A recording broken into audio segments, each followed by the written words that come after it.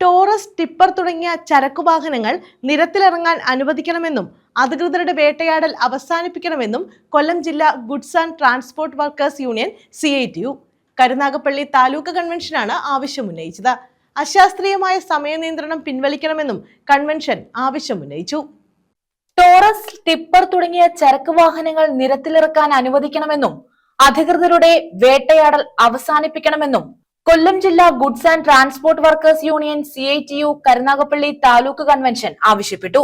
അശാസ്ത്രീയമായ സമയ നിയന്ത്രണം പിൻവലിക്കുക എന്ന ആവശ്യമുന്നയിച്ച് പ്രക്ഷോഭം നടത്താനും കൺവെൻഷൻ തീരുമാനിച്ചു.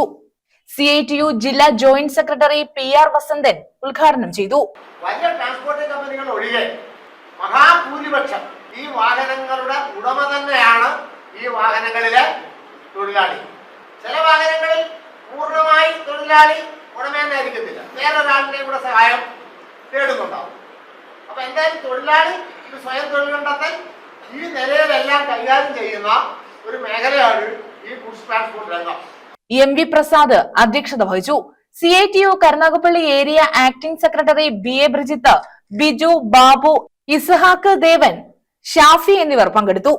News bureau, Karunagappally.